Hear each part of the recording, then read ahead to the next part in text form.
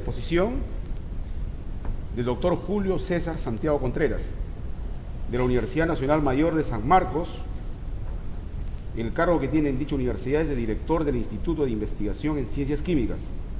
Él es doctor en Ciencias por la Universidad de Leuchtenberg, Suiza, con postdoctorado en Osaka National Research Instituto de Japón, autor de 45 artículos en revistas internacionales y nacionales y de 3 patentes. Con ustedes entonces vamos a dejar a Julio Santiago. Una palma, por favor. Acá para que salga ahí en la pantalla. Bien. Damas y caballeros, buenas tardes. Agradezco a los organizadores del Encuentro Científico Internacional por haberme invitado para presentarles algunos de los resultados que hemos tenido en el campo del uso de radiaciones en materiales. En realidad, el título es bastante amplio, pero nosotros hemos trabajado principalmente utilizando la radiación gamma y aplicándolos a la obtención de materiales poliméricos y también de nanopartículas metálicas. Bien, aquí tienen el espectro electromagnético y podemos ver que las radiaciones ionizantes se encuentran todo a la izquierda y comprenden desde los rayos X hasta los rayos cósmicos, ¿no?, pasando por los rayos gamma. Estas son radiaciones que tienen una alta energía y por lo tanto pueden provocar diferentes efectos en la materia. Se estima que el 80% de las radiaciones ionizantes son de origen natural, ¿no? A pesar de tener bastante energía, la mayor parte viene del espacio y pasa a las diferentes capas de la Tierra y un porcentaje nos llega a nosotros, ¿no? Entonces, bueno, no hay que alarmarse, puesto que nuestro organismo está más o menos predispuesto para recibir esas dosis de energía de radiación ionizante. Y el resto, aparte del 80%, el resto proviene de las diferentes actividades del hombre, entre las cuales está la medicina nuclear, entre otras, ¿no? La radiación gamma se obtiene el cobalto, este cobalto, que es la fuente de radiación gamma, previamente ha recibido un tratamiento para que llegue a cobalto 60, para que después este isótopo pueda desintegrarse de manera espontánea en níquel y rayos beta y 2 tipos de rayos gamma con diferentes energías, ¿no? Aquí, bueno, esto ilustra el proceso de la generación de los rayos gamma, ¿no? El isótopo de cobalto 60 tiene un periodo de semidesintegración de alrededor de 5 años, ¿no? Bueno, hay otros isótopos también que generan radiación gamma, como el cesio 137, iridio 192, etc. Y aquí tienen una vista de la facilidad del Gamacel, que se encuentra en el Instituto Peruano de Energía Nuclear, en el Centro Nuclear de Huarangal, ¿no? Y es aquí es donde se colocan las muestras, ¿no? Como ven, es un recinto relativamente pequeño y por lo tanto este es un equipo para investigación. Bien, cuando se aplica radiación gamma a diferentes materiales, se puede modificar la estructura de estos. Por ejemplo, cuando se aplica esto normalmente era sílica. Ustedes saben que la sílica es blanca, transparente, ¿no? Pero cuando se aplica radiación gamma se generan un cierto color, ¿no? Entonces, ese es un método bastante interesante para obtener o para incrementar el color de las piedras preciosas, ¿no? Por ejemplo, aquí tenemos el cuarzo que también debería ser transparente, pero después de haber recibido radiación se obtiene esta coloración, ¿no? Igualmente tenemos el otro tipo de cuarzo que también después de un tratamiento con radiación tiene esta coloración. Y la explicación de esta coloración está ilustrada en esta imagen, ¿no? Con la radiación se logra arrancar uno de los electrones que están en la periferia de los átomos de oxígeno, para que este oxígeno quede solamente con un electrón, y por lo tanto, para compensar las cargas tiene que aproximarse una especie cargada positivamente, ¿no? Que puede ser hidrógeno o sodio. Entonces, al modificarse la estructura electrónica de algunos de los átomos presentes del material, entonces se generan nuevos niveles electrónicos y por lo tanto permite los saltos electrónicos que son los responsables finalmente de los colores que se aprecian. Esto se aplica con mayor facilidad, digamos, a materiales blandos como los polímeros, ¿no? Y aquí, por ejemplo, le muestro qué es lo que pasa cuando se irradia el quitosano. Primeramente, el quitosano es un biopolímero que es muy utilizado principalmente en medicina, en la agricultura principalmente, ¿no? Y entonces hay mucho interés en la producción de quitosano por métodos cada vez más sencillos. Aquí tenemos el quitosano tal como se obtiene de la naturaleza a partir de las caparazones de los crustáceos, ¿no? Por métodos químicos. Y estos materiales, en realidad el quitosano no debería presentar señales cuando se estudia por EPR, ¿no? Resonancia de spin del electrón, puesto que mediante esta técnica uno puede visualizar los electrones desapareados, y el quitosano no tiene electrones desapareados, pero sin embargo presenta una señal porque al extraerse a partir de estos caparazones de crustáceos hay ciertos metales como el manganeso más 3 que sí presenta electrones desapareados y esta sería la señal debido a ese electrón desapareado. En cambio, lo curioso es que cuando se irradia este quitosano, todas estas señales debido a electrones desapareados prácticamente desaparecen y solamente permanece una de ellas, ¿no? Es un poco curioso que desaparezcan estas señales, pero esta señal residual significa de que en el material sólido están atrapados algunos electrones desapareados como producto de la interacción con la radiación gamma. Aquí tienen ustedes más o menos el mecanismo de cómo la radiación gamma puede modificar la estructura del quitosano. El quitosano es un polímero de este tipo, ¿no? Tiene estos grupos glucosamina, ¿no?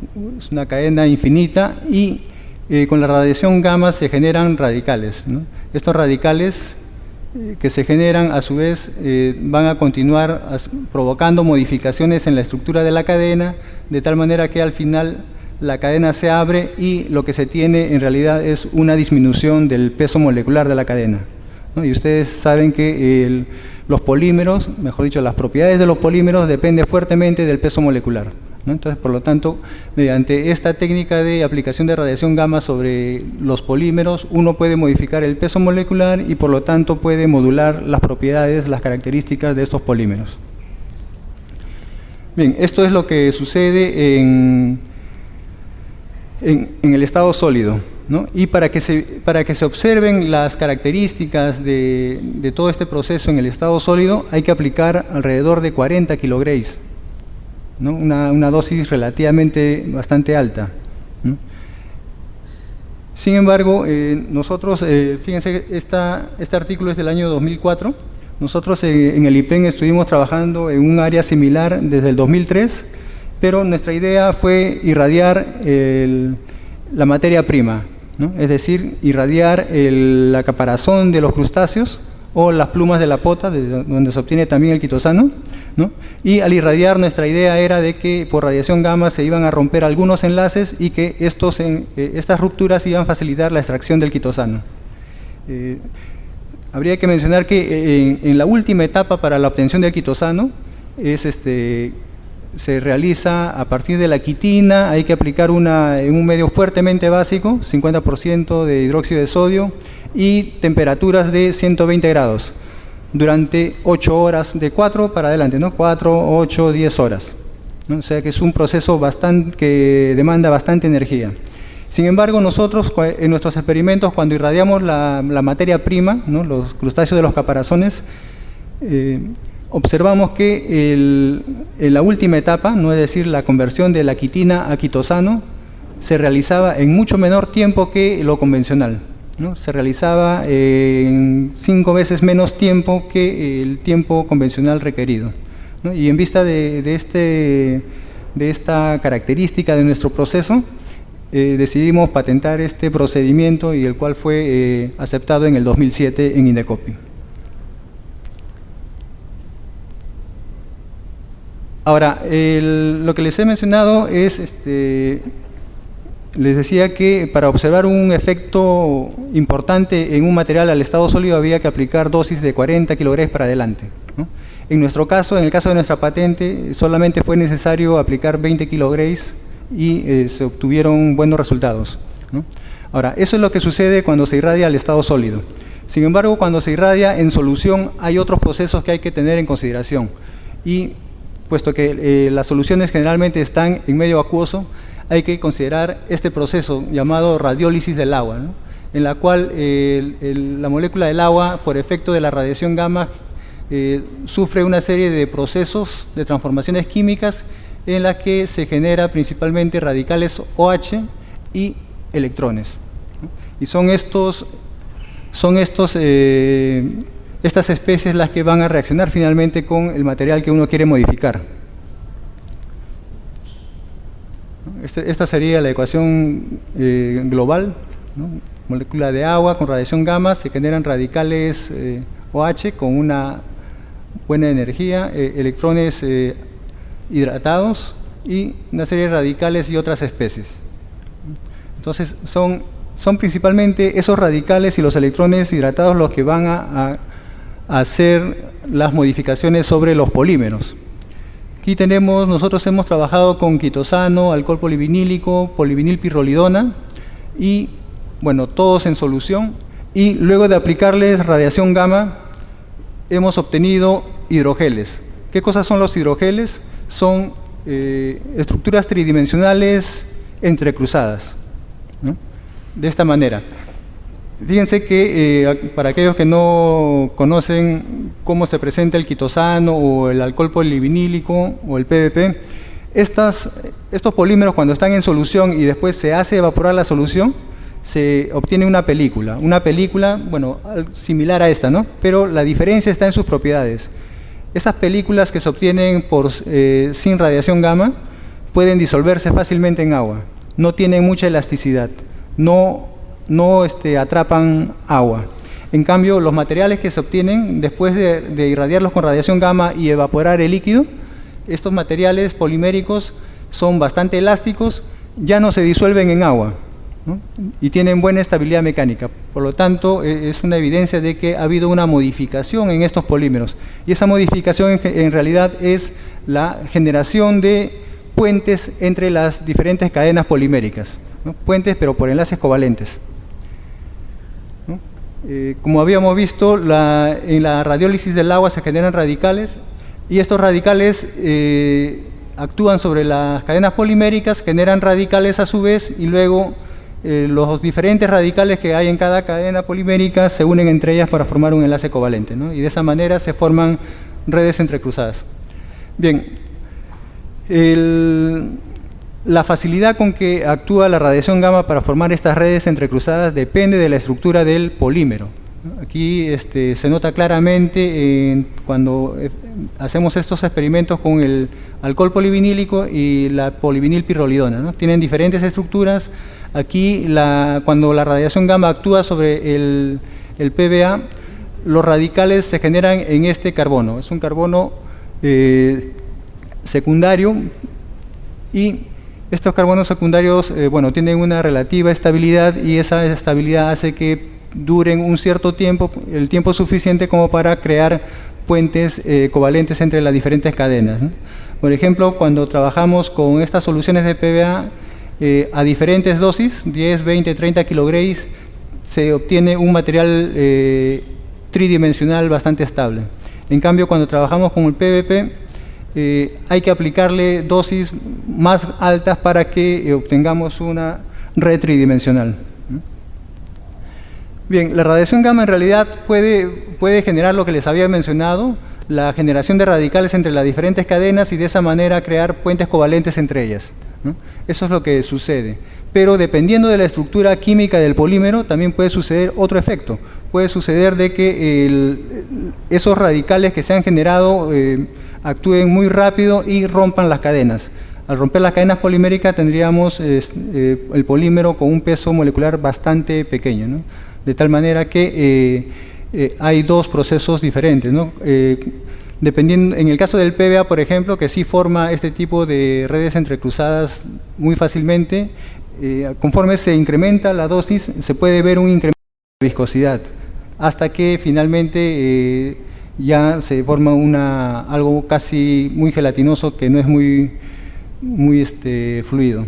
En cambio, con el quitosano, lo que predomina es este proceso, ¿no? La ruptura de las cadenas poliméricas, y de tal manera que la viscosidad comienza a disminuir rápidamente hasta llegar a un punto en la que el material ya no puede ser considerado como quitosano.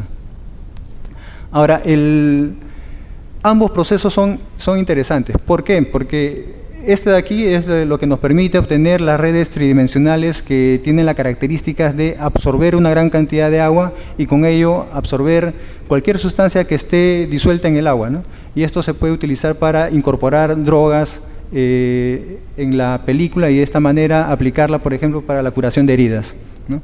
Y el otro proceso también es interesante porque en el caso del quitosano, si tenemos el quitosano de un peso molecular, digamos, de 1 millón, con la radiación gamma, con pequeñas dosis de radiación gamma, podemos obtener quitosanos de diferentes tamaños moleculares, ¿no? Puede ser de 100, 40, etc.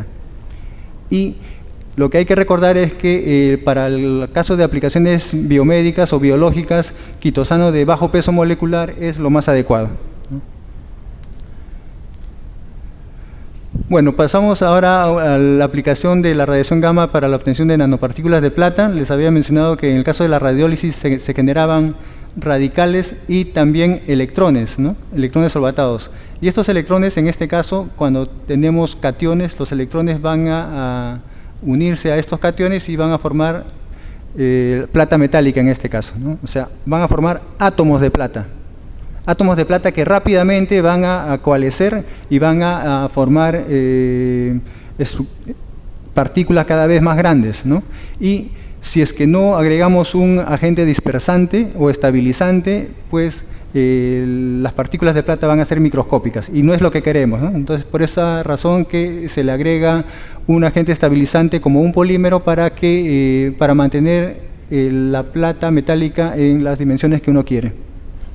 Y adicionalmente, pues hay que agregarle un agente que capture los radicales, puesto que para obtener nanopartículas lo único que necesitamos son los electrones. Y en la radiólisis del agua también se forman radicales, y estos radicales pueden hacer un efecto nocivo sobre las partículas, ¿no? Que pueden transformar estas partículas metálicas en óxidos metálicos. Y por esa razón agregamos un agente como el isopropanol que va a capturar estos radicales. Bueno, no hay mucho tiempo, aquí son imágenes simplemente de la caracterización de estas nanopartículas de plata obtenidas por radiación gamma. A medida que incrementamos la dosis, se va incrementando el número de nanopartículas de plata, y a menores dosis tenemos nanopartículas de plata que son más pequeñas, ¿no? Bueno, yo creo que voy a pasar la mayoría de estas imágenes. Nuevamente la caracterización de las nanopartículas de plata. Esta vez hemos colocado las nanopartículas de plata dentro del hidrogel, ¿no? Dentro de la red tridimensional. Y cuando no hay plata, estas películas son transparentes. El color amarillo o rojizo es característico de las nanopartículas de plata, y eso se expresa mediante esta absorción, esta banda de absorción que corresponde al plasmón superficial, ¿no? Bueno, también se ha caracterizado por difracción de rayos X. Este es el patrón de difracción de la película sin plata, y esta es la de plata, ¿no? Aquí tenemos los picos de plata. También se caracterizó por TEM.